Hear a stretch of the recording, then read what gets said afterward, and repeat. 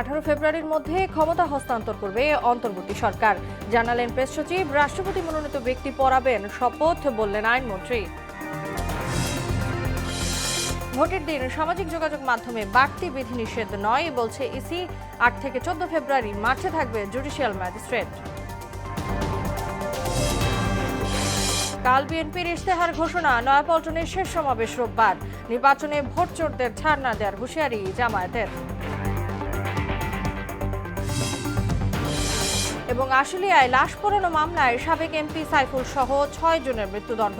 পল্লবীতে একই পরিবারের 4 মরদেহ উদ্ধার।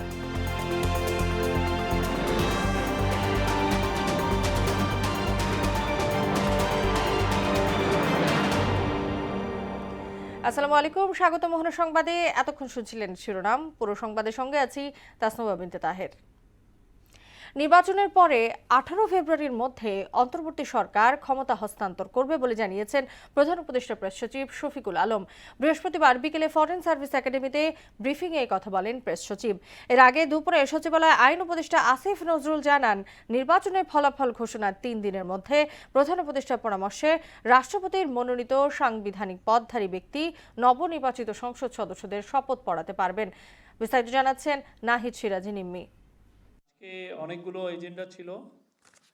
ফরেন সার্ভিস একাডেমিতে সমসাময়িক বিষয় নিয়ে সংবাদ সম্মেলন করেন প্রধান উপদেষ্টার প্রেস সচিব শফিকুল আলম। অন্তর্বর্তী সরকারের সফলতা ও কার্যক্রম নিয়ে বিস্তারিত তুলে ধরেন তিনি। 526টা ডিসিশনের মধ্যে বাস্তবায়িত হয়েছে 439টি। নির্বাচনের পর অন্তর্বর্তী সরকারের স্থায়িত্ব নিয়ে প্রশ্নের জবাবে প্রেস সচিব বলেন, যত দ্রুত সম্ভব নির্বাচিত সরকারের কাছে দায়িত্ব হস্তান্তর করা হবে। পাশাপাশি এবারের নির্বাচনী সহিংসতা এখনো দেখা যায়নি উল্লেখ করে প্রেস সচিব বলেন, নির্বাচন নিয়ে অপতথ্য ছড়ালে তাদের বিরুদ্ধে আইনি ব্যবস্থা নেওয়া হবে। অন্যান্য যেগুলো ভায়োলেন্স আছে, ইলেকশন রিলেটেড ভায়োলেন্স, সেগুলো কম্পেয়ার করে আমরা দেখেছি যে এইবার ইলেকশন যথেষ্ট পিসফুল এবং মানুষের যে উৎসাহ, এটা মানে কল্পনাতীত। এ সময় এলপি গ্যাসের দাম কমাতে কর ছাড়ের সিদ্ধান্ত নেওয়া হয়েছে বলেও জানান শফিকুল আলম।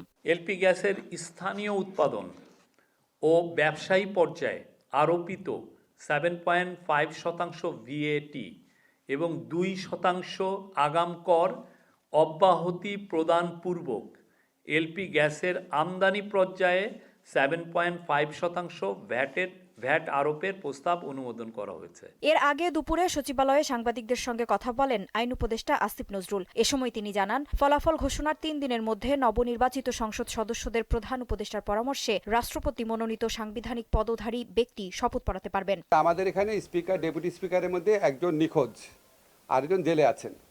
তাদের বিরুদ্ধে গুরুতর কিছু মামলা আছে এবং তারা পদত্যাগও করেছেন, বিশেষ করে স্পিকার। ফলে এই অবস্থায় ওনাদের দ্বারা শপথ গ্রহণ করার কোনো রকম স্কোপ আছে বলে আমি মনে করি না।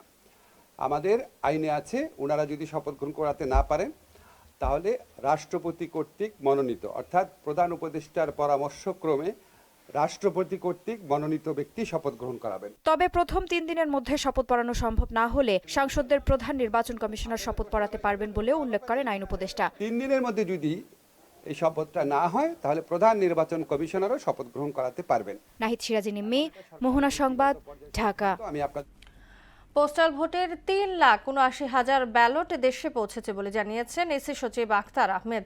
এর মধ্যে 1,07,000 ব্যালট রিটার্নিং কর্মকর্তার কাছে গিয়েছে বলেও জানান তিনি। বিকেলে নির্বাচন ভবনে ব্রিফিংয়ে তিনি একথা জানান। এ সময় তিনি আরও জানান, 8 থেকে 14 ফেব্রুয়ারি পর্যন্ত জুডিশিয়ারি ম্যাজিস্ট্রেট মাঠে থাকবে। ভোটের দিন সামাজিক যোগাযোগ মাধ্যমে বাড়তি কোনো বিধিনিষেধ থাকবে না বলেও উল্লেখ করেন এসি সচিব। আমরা চাই না যে আপনার নেটের স্পিড কমানো বা অন্য কোনো লেটেন্ট কোনো কিছু পদ্ধতিতে যাওয়ার পরিবর্তে, বরং আমরা ডেরোগেটিভ কমেন্টস যেগুলো আছে বা মানে যেগুলো আর কি বিদ্রুপাত্মক বা আক্রমণাত্মক কন্টেন্টগুলো বা অপপ্রচার যেগুলো, সেগুলো যেন আপনার ডাউন করা হয়। জাতীয়তাবাদী দল বিএনপির সবশেষ নির্বাচনী সভা অনুষ্ঠিত হবে 8 ফেব্রুয়ারি দুপুর 2টায়। দলটির কেন্দ্রীয় কার্যালয় নয়াপল্টনে হবে এই সমাবেশ। আজ দুপুরে নয়াপল্টনে এক যৌথ সভা শেষে ব্রিফিংয়ে এসব কথা বলেন বিএনপির সিনিয়র যুগ্ম মহাসচিব রুহুল কবির রিজভী। এ সময় তিনি আরও জানান, কাল বিকেলে রাজধানীর একটি হোটেলে বিএনপির নির্বাচনী ইশতেহার ঘোষণা করা হবে। আমাদের সর্বশেষ জনসভা, যেখানে প্রধান অতিথি হিসেবে দলের চেয়ারম্যান জনাব তারেক রহমান সাহেব উপস্থিত থাকবেন। ঢাকা মহানগরীর সর্বশেষ মানে আমাদের জনসভার সর্বশেষ যে জনসভাটি হবে আমার চেয়ারম্যানের, সেটি হবে 8ই ফেব্রুয়ারি রবিবার। ভেন্যু একই থাকবে, পার্টি অফিসের সামনে। রাষ্ট্র মেরামত ও তারুণ্যের আকাঙ্ক্ষাকে প্রাধান্য দিয়ে আসছে বিএনপির ইশতেহার, যেখানে 31 এবং 27 দফার পাশাপাশি ফ্যামিলি ও কৃষি কার্ড, শিক্ষা, স্বাস্থ্য, কর্মসংস্থান এবং নারীর অধিকারকে গুরুত্ব দেওয়া হয়েছে। বিএনপি নির্বাচন পরিচালনা কমিটির মুখপাত্র মাহদি আমিন জানান, বাংলাদেশের প্রতিটি মানুষের সমস্যা সমাধানের প্রতিশ্রুতি থাকছে ইশতেহারে। আরও জানাচ্ছেন রাজু আলাউদ্দিন। শুক্রবার সোনারগাঁ হোটেলে নির্বাচনী ইস্তেহার ঘোষণা করবে বিএনপি। রাষ্ট্র কাঠামো মেরামতে দলটির 31 দফা প্রস্তাবনা ছিল অনেক আগে থেকেই। এবারে ইস্তেহারেও এই বিষয়টি প্রাধান্য দেওয়া হচ্ছে। এছাড়া ফ্যামিলি কার্ড, কৃষি কার্ড, শিক্ষা, স্বাস্থ্য, কর্মসংস্থান, পরিবেশ এবং খতিব ইমাম মুয়াজ্জিনদের মাসিক সম্মানী সহ জনমুখী ইস্যুকে প্রাধান্য দেওয়া হয়েছে। সাম্প্রতিক সময় রাষ্ট্রীয় কাঠামো মেরামতে বিএনপির চেয়ারম্যান তারেক রহমানের বক্তব্যও ইশতেহারে সম্পৃক্ত করা হয়েছে। নারী এবং তারুণ্যদের আকাঙ্ক্ষাকে প্রাধান্য দিয়ে জুলাই জাতীয় সনদের সমন্বয়ে ইতিমধ্যে ইশতেহারের বিষয়বস্তু চূড়ান্ত করা হয়েছে। শিক্ষা, স্বাস্থ্য, কৃষি, কর্মসংস্থান, নগরায়ণ, পরিবেশ, নারী ও যুবকদের ক্ষমতায়ন, শিশুদের বিকাশ, প্রতিটি ক্ষেত্রে আমাদের সুনির্দিষ্ট সুবিস্তৃত পরিকল্পনা রয়েছে। আমাদের নেতা জনাব তারেক রহমান বাংলাদেশে এসে বলেছিলেন প্ল্যান রয়েছে, সেই প্ল্যানটারই কিন্তু সুবিস্তৃত ইনশাআল্লাহ আমাদের নির্বাচন। ইশতেহারে বিএনপি ঘোষিত 31 দফা দাবির নির্বাচনী কমিশনের স্বাধীনতা, মানবাধিকার সুরক্ষা, বাক স্বাধীনতা, স্বচ্ছ প্রশাসন ও জাতীয় অর্থনৈতিক পুনরুদ্ধার অন্তর্ভুক্ত করা হবে। এছাড়া জুলাই সনদের আলোকে মানবাধিকার কমিশন ও দুর্নীতি দমন কমিশন এবং রাষ্ট্রীয় প্রতিষ্ঠানগুলোকে পূর্ণ স্বাধীনতা দেয়ার কর্মপরিকল্পনা ইশতেহারে থাকবে। এর বাইরে সুপ্রশাসন, রাষ্ট্রীয় কাঠামো, জবাবদিহিতাকে গুরুত্ব দেওয়া হবে। গণতন্ত্র পুনরুদ্ধার, বিচার বিভাগের স্বাধীনতা, শাসন ব্যবস্থা পুনর্গঠন, মানবাধিকার রক্ষা, প্রশাসনের বিকেন্দ্রকরণ এবং দুর্নীতির বিরুদ্ধে কাঠামো শক্তিশালীকরণ ইশতেহারের মূল বিষয় হিসেবে অন্তর্ভুক্ত করা হবে। যে কোনো মূল্যে আগামী বিএনপি সরকার দুর্নীতির টুটি চেপে ধরবে। সারা দেশে অন্তত 20,000 কিলোমিটার খাল ও নদী খনন, পুনরায় খনন করে পানি প্রবাহ নিশ্চিতের প্রতিশ্রুতি থাকবে বিএনপির ইশতেহারে। তিস্তা ব্যারেজ উন্নয়ন ও পদ্মা ব্যারেজের মতো প্রকল্প গ্রহণ, 5 বছরে 25 কোটি গাছ রোপণ এবং সারা দেশে পর্যায়ক্রমে সম্মিলিত বর্জ্য ব্যবস্থা গড়ে তোলার পরিকল্পনাও দেবে বিএনপি। আমাদের মূল লক্ষ্য এমন একটা রাষ্ট্র ব্যবস্থা গড়ে তোলা যেখানে জীবনে সফল হওয়ার জন্য নির্দিষ্ট কোনো দল করা লাগে না। সামাজিক সুবিধা আমরা নিশ্চিত করতে চাই প্রতিটি মানুষের। রাজু আলাউদ্দিন, মোহনা সংবাদ, ঢাকা। নির্বাচনের মাধ্যমে জামায়াত দেশের 18 কোটি মানুষের বিজয় চায় বলে জানিয়েছেন দলটির আমির ডাক্তার শফিকুর রহমান। বিকেলে শহরের হাফ রাস্তায় নাটোর নবাব সিরাজউদ্দৌলা সরকারি কলেজ মাঠে 11 দলীয় জোট আয়োজিত নির্বাচনী জনসভায় এ কথা বলেন তিনি। এর আগে বিকালে রাজশাহীর ঐতিহাসিক আলিয়া মাদ্রাসা মাঠে অনুষ্ঠিত নির্বাচনী জনসভায় জামায়াত আমির বলেন, এবারে নির্বাচনে ভোট চোরদের ছাড় দেওয়া হবে না। দেশবাসী দীর্ঘদিন ধরে নতুন বাংলাদেশের অপেক্ষায়, তাই দেশ গড়তে পুরনো রাজনীতিকে লাল কার্ড দেখাতে হবে। আমরা তো এক ধরনের উন্নয়ন চাই, আমরা দুই ধরনের চাই না। আমরা চাই জনগণের উন্নয়ন, আমরা চাই 18 কোটি মানুষের প্রত্যেকটি নারী পুরুষের উন্নয়ন। আমরা জামাত ইসলামীর বিজয় চাই না, আমরা চাই বাংলাদেশের 18 কোটি মানুষের বিজয়। 18 কোটি মানুষের বিজয় হলে তার গর্বিত অংশীদার আমরা সবাই হব। 24-এর গণঅভ্যুত্থানে আশুলিয়ায় লাশ পোড়ানো এবং হত্যা মামলার প্রধান আসামি সাবেক এমপি সাইফুল ইসলাম সহ 6 জনকে মৃত্যুদণ্ড দিয়েছেন ট্রাইব্যুনাল। এছাড়া 7 জনের যাবজ্জীবন ও 2 জনকে 7 বছরের কারাদণ্ড দেওয়া হয়। আর রাজসাক্ষী আফজালুলকে ক্ষমা করে দেন ট্রাইব্যুনাল। দুপুরে এমন রায় দিয়ে সাইফুলের সম্পত্তি বাজেয়াপ্ত করে ভুক্তভোগী পরিবারকে দেওয়ার নির্দেশ দেওয়া হয়। রায়ে অসন্তোষ জানিয়েছেন আসামি পক্ষের আইনজীবীরা। আরও জানাচ্ছেন মুদাসির আলী। 24-এর গণ অভ্যুত্থানে সাভারের আশুলিয়ায় 6 লাশ পোড়ানো সহ 7 জনকে হত্যা মামলার রায় ঘোষণা করেন আন্তর্জাতিক অপরাধ ট্রাইব্যুনাল 2। বিচারপতি নজরুল ইসলাম চৌধুরীর নেতৃত্বাধীন 3 সদস্যের বিচারিক প্যানেল এ রায় দেন। এ মামলার মোট আসামি 16 জন। এদের মধ্যে সাবেক সংসদ সদস্য সাইফুল ইসলাম, আশুলিয়া থানার সাবেক ওসি AFM সায়েদ, আশুলিয়া থানার সাবেক SI আব্দুল মালেক, সাবেক সহকারী উপপরিদর্শক বিশ্বজিৎ সাহা, সাবেক কনস্টেবল মুকুল চোকদার ও যুবলীগের রনি ভুইয়াকে মৃত্যুদণ্ড দেয়া হয়। এদের মধ্যে কেবল আব্দুল মালেক ও মুকুল চোকদার গ্রেপ্তার রয়েছেন। এছাড়াও 7 আসামিকে দেয়া হয় যাবজ্জীবন কারাদণ্ড, 2 জনের হয় 7 বছরের সশ্রম কারাদণ্ড। এ মামলার রাজসাক্ষী আশুলিয়া থানার সাবেক উপপরিদর্শক আফজালুল হককে ক্ষমা করেন ট্রাইব্যুনাল। রায়ের বিষয়ে সংবাদ সম্মেলন করেন প্রসিকিউটর মিজানুল ইসলাম। হিটলারের গ্যাস চেম্বারের পরে এই ধরনের ব্রুটালিটি খুব কম হয়েছে। মানুষকে হত্যা করা হয়েছে এবং তারপর তাদের লাশ পুড়িয়ে দেওয়া হয়েছে, লাশগুলা বিকৃত হয়েছে, স্বজনরা তাদের লাশ চিনতে পারেনি, দাফন করতে পারেনি যথাসময়। একজন জীবিত ছিল, তাকেও পোড়ানো হয়েছে। রায়ে অসন্তোষ জানিয়ে আপিল করার কথা জানান আসামি পক্ষের আইনজীবীরা। ক্ষোভ জানায় আসামিদের পরিবারও। আমি আজ পর্যন্ত এরকম কোথাও দেখিনি যে দোষ না করলেও তারা দোষী বানায়।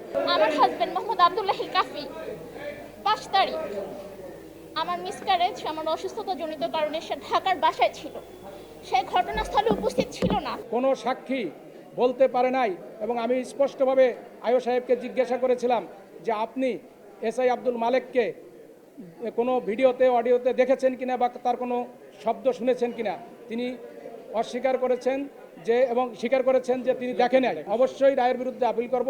আশুলিয়ার ঘটনায় প্রাণ হারান সাজ্জাদ হোসেন সজল, সাবুর, তানজিল মাহমুদ সুজয়, বায়জিৎ বোস্তামি, আবুল হোসেন, ওমর ফারুক ও মোহাম্মদ শাহাবুল ইসলাম।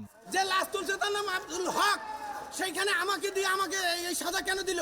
মুদাসসির আলী, মোহনা সংবাদ, ঢাকা। রাজধানী পল্লবীতে একই পরিবারের 4 জনের মরদেহ উদ্ধার করেছে পুলিশ। পারিবারিক কলহ থেকে তারা আত্মহত্যা করতে পারে বলে প্রাথমিকভাবে ধারণা করছে পুলিশ। আর নিহত পরিবারের সদস্যরা জানান তাদের সঙ্গে কারো মনোমালিন্য ছিল না। ময়নাতদন্ত শেষে ঘটনার প্রকৃত রহস্য জানা যাবে বলেও জানায় পুলিশ। আরও জানাচ্ছেন হুমায়ুন কবির। মিরপুর পল্লবীর 11 নম্বর সেকশনের ওয়াবদা বিহারি ক্যাম্প এলাকার একই পরিবারের 4 সদস্যের নিথর দেহ উদ্ধার করেছে পুলিশ। নিহতদের মধ্যে স্বামী মাসুম, স্ত্রী ফাতেমা এবং তাদের 2 অবুঝ সন্তান মেহরাজ আফরাজ। বিহারি ক্যাম্পের একটি ছোট ঘর থেকে সারা শব্দ না পেয়ে প্রতিবেশীদের সন্দেহ হয়। ভেতর থেকে দরজা বন্ধ থাকায় দীর্ঘক্ষণ ডাকাডাকির পর কোনো সাড়া না পেয়ে দরজা ভেঙে ভেতরে প্রবেশ করে 4 জনের মরদেহ পড়ে থাকতে দেখে প্রতিবেশীরা। কিস্তি যে টাকা নিতে আসছিল উনি গেট লক করছে, খুলতেছে না। আশেপাশে লোকদেরকে ডাকছে, ডাকার পর তখন উনি বুঝতে পারছে যে ঘরের লোকটা মারা গেছে। ফিরোজ ভাইয়ের ওয়াইফ এর বড় ছেলের যে মারা গেছে তার বড় ভাইয়ের ওয়াইফ দেখে এটা ক্যাচি দিয়ে কেটে লাশটাকে নিচে নামায় দিয়েছে। দেখি 4 জন একভাবে সিরিয়াল হিসাবে ঘুমানো আছে। তা বউ থেকে জিজ্ঞাসা করলাম, ওই মাসুম ঝুলানো ছিল, আমি কেচি দিয়ে কাটছি। অটো চালক মাসুম শান্ত স্বভাবের ছিল, কারোর সাথে কোনো ঝামেলা ছিল না বলে জানান তার মা এবং বড় ভাই। ওই বাচ্চাটা চিল্লাইছে তো আমরা দৌড়ে গেছি, আমরা কোনো কিছু জানি না।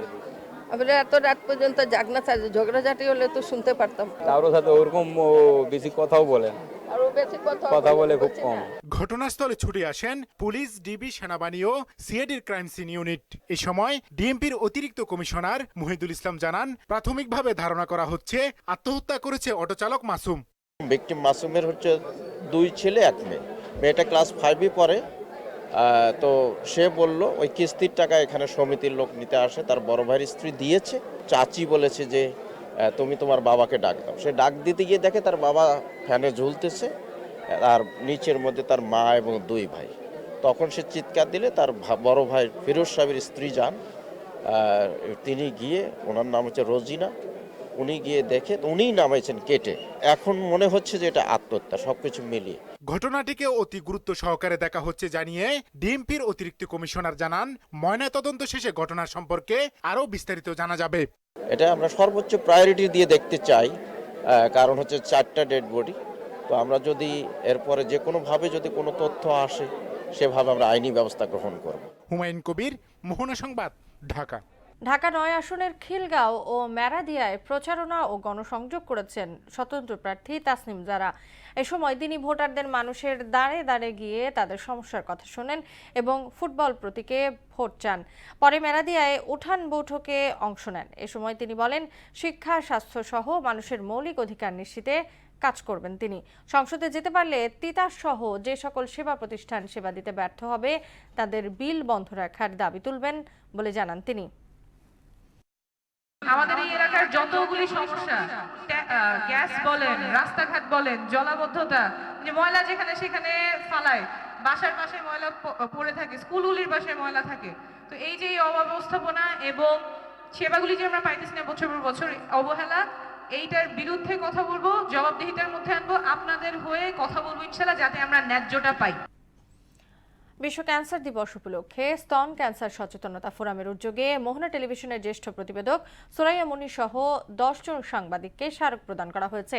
রাজধানী গণস্বাস্থ্য নগর হাসপাতালে ক্যান্সার পরিস্থিতি ও উত্তরণের উপায় নিয়ে আলোচনা সভায় এ পুরস্কার তুলে দেন প্রতিষ্ঠানটির পরিচালক ডাক্তার সাইদুজ্জামান অপু। সভাপতিত্ব করেন বাংলাদেশ স্তন ক্যান্সার সচেতনতা ফোরামের প্রতিষ্ঠাতা ও প্রধান সমন্বয়কারী ডাক্তার হাবিবুল্লাহ তালুকদার। তিনি জানান, দেশে প্রতি বছর 1,67,000 মানুষ নতুন করে ক্যান্সারে আক্রান্ত হয় ও মারা যায় প্রায় 1,16,500। খেলার খবর ক্রিকেট। খেলার মাঠে রাজনীতির অভিযোগ তুলে টি-20 বিশ্বকাপে পাকিস্তান ভারতের বিপক্ষে খেলবে না বলে জানিয়েছেন দেশটির প্রধানমন্ত্রী শাহবাজ শরীফ।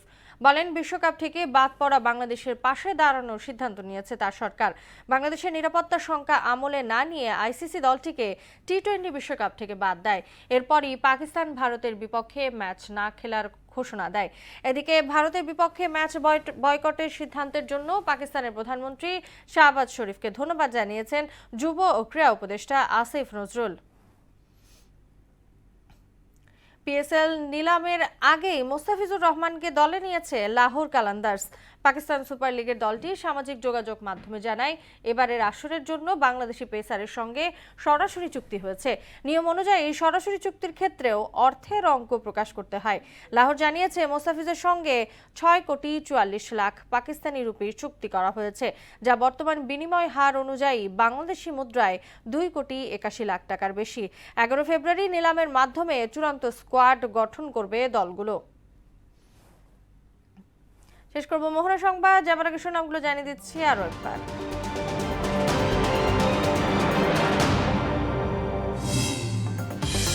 18 ফেব্রুয়ারির মধ্যে ক্ষমতা হস্তান্তর করবে অন্তর্বর্তী সরকার, জানালেন প্রেস সচিব। রাষ্ট্রপতি মনোনীত ব্যক্তি পড়াবেন শপথ, বললেন আইনমন্ত্রী।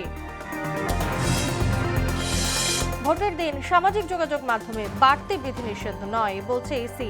8 থেকে 14 ফেব্রুয়ারি মাঠে থাকবে জুডিশিয়াল ম্যাজিস্ট্রেট। কাল বিএনপির ইশতেহার ঘোষণা, নয়াপল্টনে শেষ সমাবেশ রোববার। নির্বাচনে ভোট চোরদের ছাড় না দেওয়ার হুঁশিয়ারি জামায়াতের। এবং আশুলিয়ায় লাশ পোড়ানো মামলায় সাবেক এমপি সাইফুল সহ 6 জনের মৃত্যুদণ্ড। পল্লবীতে একই পরিবারের 4 মরদেহ উদ্ধার।